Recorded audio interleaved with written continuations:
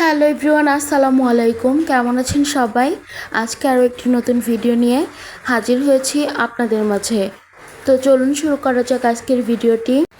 আজকের ভিডিওতে তৈরি করব কাঁচা পাকা আমের আমসত্ত্ব। এখন তো প্রায় কাঁচা আম শেষ হওয়ার পথেই, তেমন পাওয়া যাচ্ছে না, তবে পাকা আম কিন্তু বাজারে একদম ভরপুর রয়েছে।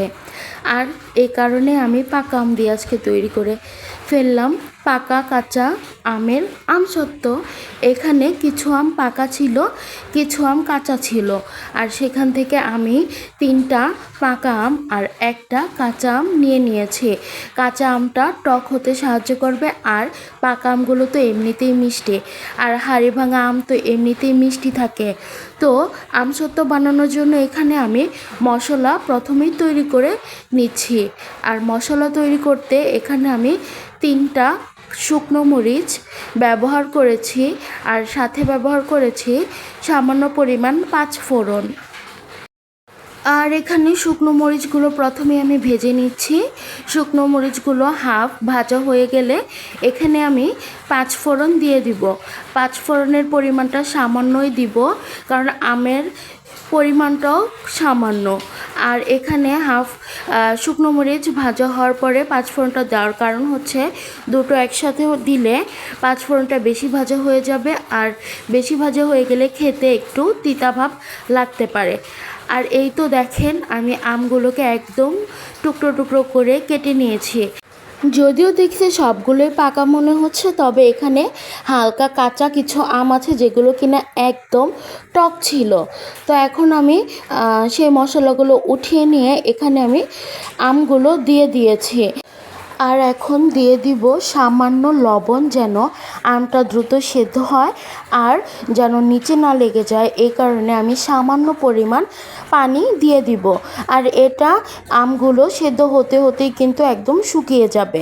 তো এই তো দিয়ে দিলাম সামান্য পরিমাণ লবণ আর সামান্য পানি। আর এখন এটাকে আমি জাল বা সেদ্ধ করে নিব।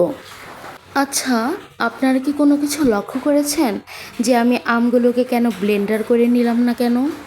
হ্যাঁ, আমি এখানে আমগুলোকে ব্লেন্ডার করিনি, একদম একসাথে টুকরো করে কাটে বসিয়ে দিয়েছি।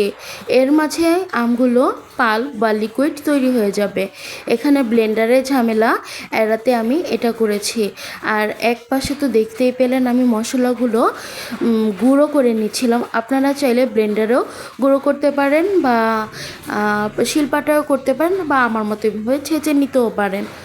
আর আমগুলো আপনারা চাইলে ব্লেন্ডারে ব্লেন্ড করতে পারেন। তো এখানে আমগুলো বলক আসার পর দেখতেই পাচ্ছেন পুরোটা গলে গেছে, সামান্য কিছু দানাদার আছে।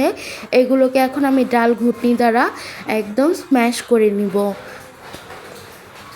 আর আপনারা যদি ব্লেন্ডারে ব্লেন্ড না করেন, আপনারা চাইলেও কিন্তু এভাবে আমার মতোই ডাল ঘুটনি দ্বারা ব্লেন্ড করতে পারেন।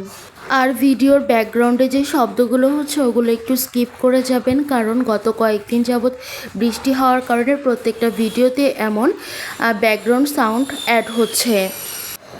তো আমের পাল্পগুলো এখন তৈরি হয়ে গিয়েছে, আর এর মাঝে আমি দিয়ে দিব সেই তৈরি করা মশলাগুলো দিয়ে একটু নেড়েচেড়ে নিলে কিন্তু তৈরি হয়ে যাবে। আর এখানে একটা কিছু কি খেয়াল করেছেন? আমি কিন্তু এই আমের পাল্পটি তৈরি করতে কোনো প্রকার তেলের ব্যবহার করিনি। আর এখন এগুলোকে নেড়ে চেড়ে আমি নামিয়ে নিব। তো এখানে নামিয়ে নেওয়ার পর আমি একটা প্লেটে সাদা তেল ঢেলে নিচ্ছি। আপনারা চাইলে সরিষার তেলও দিতে পারেন। আর প্লেটটা কিন্তু অনেক পুরাতন, তো এই কারণে একটু দাগ বসে গেছে। এটাকে আবার ময়লা ভেবে ভুল করবেন না। তো এখানে আমি প্লেটের মাঝে পুরোটা প্লেট জুড়ে তেলটাকে মেখে নিচ্ছি, যেন আমসত্ত্বর পাল্পটা ভালোভাবে বসে আর ওঠানোর সময় যেন কোনো সমস্যা পোহাতে না হয়। আপনারা এভাবে তেল মেখে নেবেন। একদম ঘুরিয়ে ঘুরিয়ে কিন্তু আমি প্লেটের প্রত্যেকটা জায়গাতেই তেলগুলো ব্রাশ বা মেখে নিচ্ছিলাম। আর মেখে নেওয়ার পর এখন আমি এই প্লেটের মাঝে তৈরি করা আমের পাল্প বা আমের লিকুইড যেটাই বলে না কেন সেটা ঢেলে নিচ্ছি। আর ঢেলে নেওয়া হয়ে গেলে আমি হাতের সাহায্যে এটাকে ভালোভাবে সমানভাবে একদম ছড়িয়ে দিব, যেন কোথাও মোটা বা কোথাও চিকন না হয়। এটা কিন্তু হাতের সাহায্যে করলে একদম পারফেক্ট হয়। আর হাতটাকে কিন্তু আমি ভালোভাবে ধুয়ে নিয়েছিলাম, বলবেন না ময়লা হাত। আর আমার এখানে কি বলবো, বৃষ্টি হলেও রোদ নাই আর বৃষ্টি না হলেও রোদ নাই, রোদের দেখা পাই না। আর সেজন্য আমার যা শুকানোর গ্যাসের চুলার নিচেই শুকাতে হয়। তবে আপনাদের এখানে যদি রোদ থাকে আপনারা রোদে শুকিয়ে নেবেন, আমি কিন্তু চুলার নিচে শুকিয়ে নেব। আর এ কারণে আমার বৃষ্টি হলেও কোনো সমস্যা নেই, আমি বৃষ্টির দিনে এটা তৈরি করেছি। তো এখানে আমি এই যে চুলাটা জ্বালিয়ে নিয়েছি আগে থেকেই, এখন আমি এটা চুলার নিচে দিয়ে দিব আর চুলার আঁচটা একটু বাড়িয়ে দিব। তবে আপনাদের বাড়িতে যদি ছোট বাচ্চা থাকে তাহলে এটা একটু চুলার আঁচটা কমিয়ে দিবেন আর সতর্ক থাকবেন। তো এই তো 2 দিন পর আমার আমসত্ত্বর এই ফাইনাল লুক। আমি কেটে দেখাইনি, আপনারা চাইলে আপনাদের ইচ্ছে মতো বা পছন্দ মতো পিস করে নিতে পারেন। তো আমি আপনাদেরকে এতটুকুই দেখালাম। কেমন হলো আমার এই রেসিপিটা অবশ্যই কমেন্টে জানাবেন। ভিডিও ভালো লাগলে একটা লাইক করে যাবেন আর সম্পূর্ণ ভিডিওটা দেখে নেবেন। আজকে এখানে বিদায় নিচ্ছি, সবাই ভালো থাকবেন, আল্লাহ হাফেজ।